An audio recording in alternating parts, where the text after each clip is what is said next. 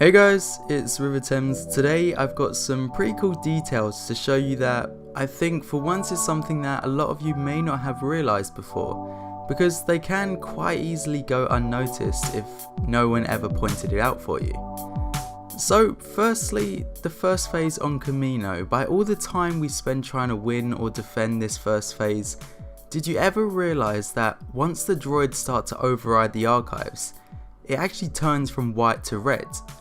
And it goes up in thirds. So the first third of the override will trigger the first tube in the middle of the archives. Then the other two are the ones either side of that middle tube. I've got a lot of examples of this, and to be honest, I've never noticed until now. It's crazy to think a feature like this can go unnoticed, because I guess I was so focused on getting eliminations that I never noticed it ever turn red.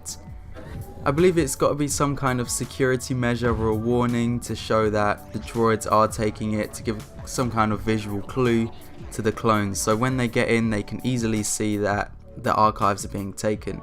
It's just something like that that really adds the immersion of the Galactic assault of the first phase.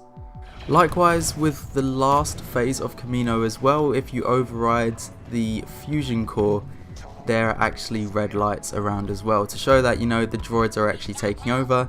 If there is actually a canon reason behind it turning red, then please let me know in the comments.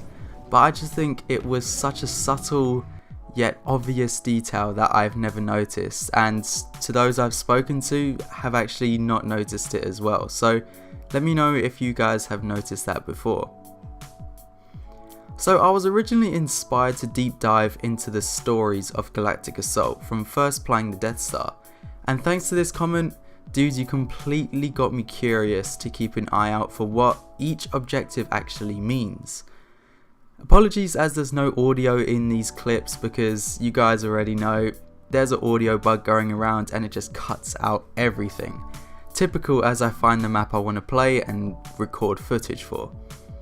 So as it turns out, the Death Star has a very story driven map design, and it can go really unnoticed if you're not actually looking out for the things specifically. The first phase of Galactic Assault will also go into a security measure to show that the rebels have actually taken over that first phase, and that the Imperials should, you know, up their game, double their efforts to show that, you know, the rebels are actually advancing. In phase 2, there are 2 override locations you need to attack. The left side is called the main weapon control. Now if you play the Death Star 2 a lot and you've gotten to this phase, then you'd know that the Death Star fires its green laser and you can pretty much get eliminated by it. One of my favourite features from the entire game. I think it's great, so much immersion behind it. But if you actually complete this objective, the Death Star will stop firing that main weapon, to show that the rebels are starting to take more and more control each phase.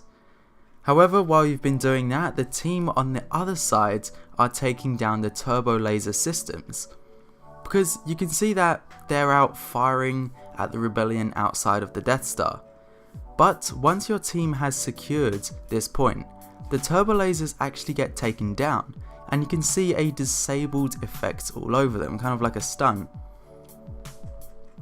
Very nice, and one which can completely go unnoticed because it's not exactly part of the playable area.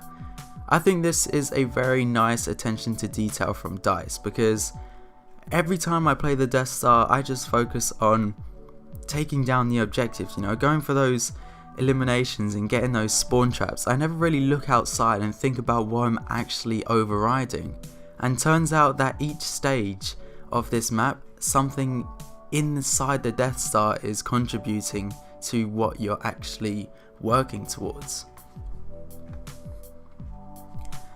So the rebels have now broken through the main security phases and taken down the weapon systems. Now it's their job to escape, and at the end of the match you can see a shuttle leaving with the Death Star exploding behind. This shuttle is actually the one used from the final phase. When activating the shuttle bay elevator, the platform will rise. giving you your escape route. On the other objective is hangar control, which will move cargo above you as you override. You can see in this clip, when I come off of the override, the cargo will stop moving. As I start overriding again, then the hangar control override, then the cargo chain above will actually start going round again. I'm unsure what the cargo is or where it goes, or how it actually contributes to the storyline of it, but it's a little feature like that that just pays attention to detail, and I think it's a great tip from DICE.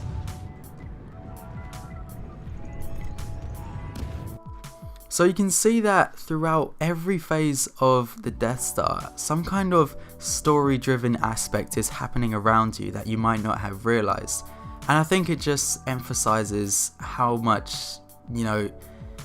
detail or DICE have put into the game from launch that can sometimes go unnoticed by just a bombardment of controversy and stuff like that. So it just goes to show that Death Star is definitely one of the best maps, alongside Kamino with those features as well. So next on Jakku, yeah, we know it's not everyone's favourite map, but it has a great little Easter egg. So the announcer states that the Resistance is there to seize out a droid that the First Order are smuggling. And the objective made it sound like BB-8 originally, but it's actually this gonk droid.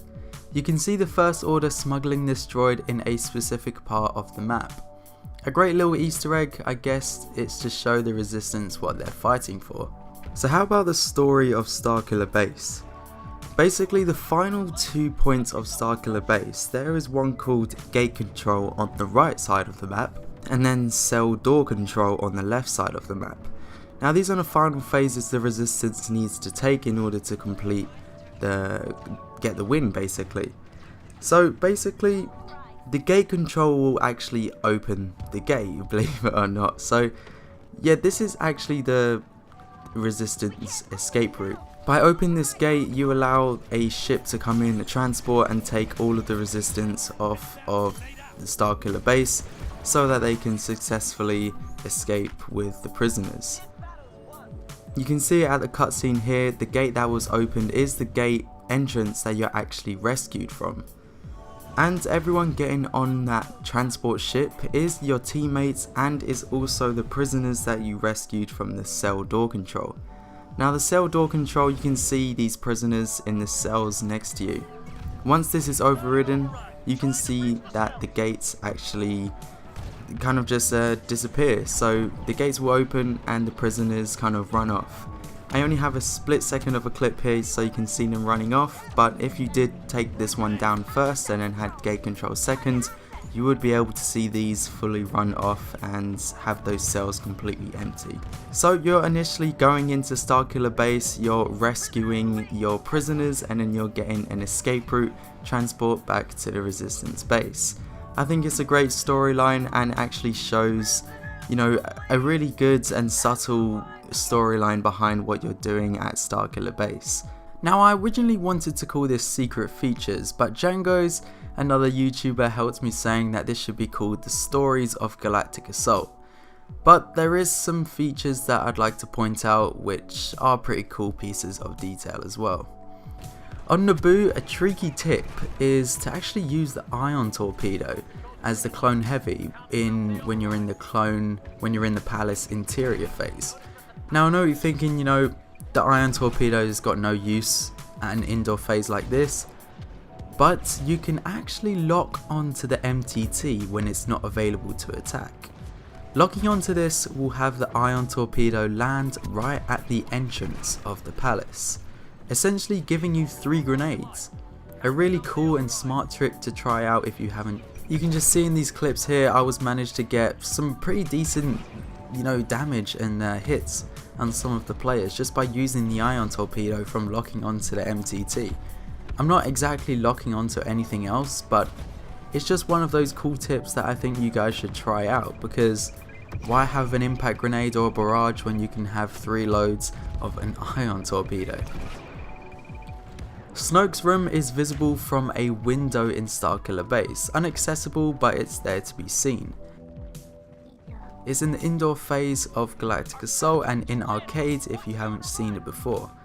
Also, there's an image of an Imperial Star Destroyer on one of the systems indoors as well. Two nice touches inside of Starkiller base if you want to go check them out. Now, I'm pretty sure you guys know this one already, but the Wookiees can be seen fighting their own Battle of Kashyyyk to the left of the map when spawning as droids, with some snail droids and some pretty well animated AI. You know, it's just one of those features that adds to the immersion of each map. So that's basically all I wanted to share for this video. For me personally, some really interesting features. If I can find out some more stories of Galactic Assault and maybe there might be some more hidden features between maps, then I'll definitely make another one of these. But as for now, please let me know what you thought of this video. It was great fun to make and to record. I personally learnt some new stuff and I hope you guys did too.